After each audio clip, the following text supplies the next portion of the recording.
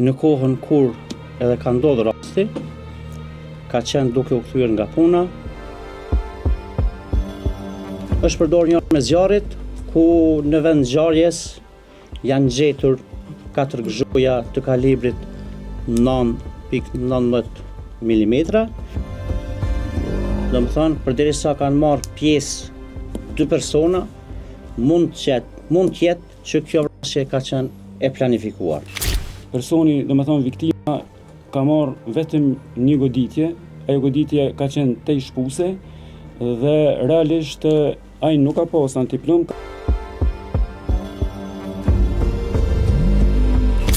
Mbrëm, me datën 1 prill 2025,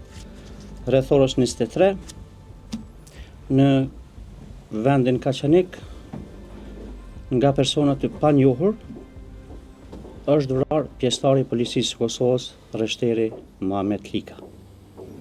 I njëjti, në kohën kur edhe ka ndodhur rasti, ka qenë duke u kthyer nga puna dhe në momentin e shkuarjes në banesën e tij, në shkallët e ndërtesës, nga persona të panjohur, për momentin është qelluar dhe nga plagët vdekjepruese ka ndruar jetë. Nga provat materiale që i kemi marrë, shihet që aktin e kanë kryer 2 persona e që për momentin largohen nga vendi i ngjarjes. Nga provat të cilat janë mbledh, shihen 2 persona të cilët kanë ikur nga vendi i ngjarjes, domethënë nga banesa ku edhe ka ndodhur rasti tragjik. Nga ajo që shihet deri më tani është që kanë ikur nga vendi i ngjarjes në këmbë. Nuk kemi të dhëna që kanë shfrytzuar më vonë ndonjë veturë apo ndonjë mjet tjetër për ikjen nga vendi i ngjarjes, ndërsa i përket pjesës së dytë të pyetjes apo pyetjes së dytë, rreshteri Muhamet Lika njihet si një person kogja profesional, është njohur si një person kogja profesional dhe nuk kemi ndonjë indikacion, qoftë më të voglin indikacion, që ai gjatë punës së tij si zyrtar policor të ketë pas ndonjë problem, qoftë me procedurat që i ka zhvilluar si zyrtar policor në hetimin e çështjeve penale, apo që të ketë ndonjë problem personal, nëse mund ta quajmë, që do të na zbardhte neve motivin e vrasjes së tij. Për momentin jemi në këtë situatë që gjendjen e kemi akoma të pa definuar se cili ka qenë shkaku apo motivi i kryerjes së kësaj vepre penale. Është përdorur një armë zjarrit, ku në vend zjarjes janë gjetur 4 gzhoja të kalibrit 9.19 mm. Nuk është hasur arma e dorazëve që kanë kryer veprën penale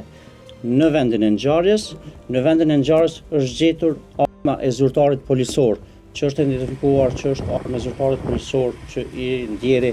e ka mbajtur me vete, si dhe pjesa e municionit që ka qenë e personit zyrtar.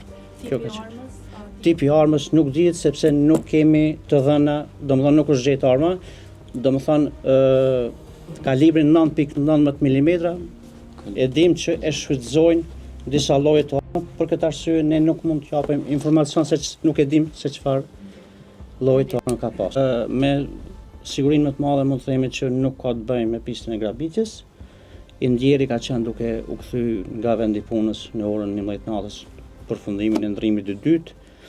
dhe ka qenë duke shkuar në shtëpinë e tij, në banesën e tij, ku ka qenë duke jetuar, por që pistë për momentin prej provave që i kemi deri më tani nuk ekziston ndonjë pistë që të dyshuarit kanë pas qëllim grabitjen. Ajo shihet apo vret qartë që qëllimi i tyre ka qenë ekzekutimi apo kryerja e veprës penale të vrasjes së rëndë. Keni mundësi më na tregu sa plumba i ka pas trup, çfarë plog ka pas edhe ka pas antiplum në kohën që është shit arma në. Ndoshta informacionet më sakta mund të jep edhe prokurori kujdestar që ka qenë në vendin e ngjarjes. Faleminderit krye prokuror. Për pyetjen e parashtruar, situata ka qenë kësaj, personi, domethënë viktima, ka marrë vetëm një goditje, ajo goditje ka qenë tej shpuse dhe realisht ai nuk ka pas antiplum, ka qenë person zyrtar në kryen e detyrës zyrtare në një orar të pasdites të zakonshëm dhe gjatë kthimit të tij nga puna në banesën e tij edhe ka ardhur deri te rasti të cilin veç e Nuk mund me saktësi të themi a ka qenë e organizuar apo e paramenduar, por sipas asaj që shihet, domethënë përderisa kanë marrë pjesë dy persona, mund të jetë që kjo vrasje ka qenë e planifikuar. Mund të shtet këtu diçka, meqense po parashtrohet pyetja sa i përket çështjes të grabitjes, duhet pas parasysh se në vendin e ngjarjes nuk ka ndonjë institucion mikrofinanciar apo ndonjë institucion të cilët do të mund të ishte target i personave në rastin konkret grabitjes. Domethënë është një zonë e cila është vend banim dhe nuk ka ndonjë zonë e cila evidentohet me ndonjë institucion qoftë financiar apo ndonjë institucion tjetër e cila do të mund të ishte target i personave në rastin konkret grabitjes. Rasti ka ndodhur në shkallët e ndërtesës. Domethënë, ne nga ajo që shihet deri më tani nuk ka njohuri apo nuk kemi të dhëna që është përcjell qoftë nga vendi punës, nga stacioni policor, apo qoftë se e kanë prit në hyrje të banesës. Nga ajo që deri tani kemi si të dhëna është që rasti ka ndodhur në shkallët e ndërtesës dhe aty ka qenë ato goditjet fatale. Po, nëse jemi ka fundi vetëm, ju kisha lutë. Në vitin 2021 lokali i tashmë të ndjerit Muhamet Lika është sulmuar shty. A mund këtë lidhje dhe kjo ani pse kanë kaluar 4 vite? Kjo është një rast që ka ndodhur në vitin 2021 dhe është të saktë ajo që është djegur lokali i rreshterit në fjalë, por që deri më tani ne nuk kemi mundur që të krijojmë, ndoshta për shkak të kohës së gjatë, nga viti 2021 deri në vitin 2025 ku kemi 4 vite, ne nuk kemi mundur deri më tani të paktën të ndërlidhemi ndonjë motiv apo ndonjë arsye apo ndonjë shkak që do të ishte djegja e lokalit me pjesën e vrasjes, sepse në të dy rastet e kemi të njëjtin, domthonë është i njëjti dëmtum, qoftë djegja e lokalit, qoftë vrasja, po nuk ka ndonjë lidhshmëri deri më tani po flas që ka të bëjë me këto lidhjen e këtyre dy rasteve. A është duke vojtu dhe në pistë? Vetëm me ngritje durat lutna. Arton Amiti prej Kallzotikon, a është duke vojtu edhe ajo pistë? Sigurisht që Prokuroria Themelore në Ferizaj do të hetoj të gjitha pistat e mundshme në këto vitet e fundit se çka ka ndodhur që në komunën e Kaçanikut, por që deri më tani po them, nuk ka ndonjë ndërlidhje që shkaku i djegjes dhe së lokalit dhe shkaku i vrasjes së tani të ndjerit policit rreshterit Muhamet Lika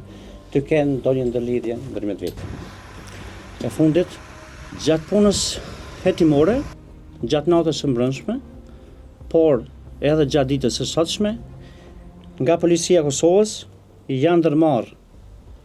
shumë veprime hetimore, janë intervistuar shumë persona,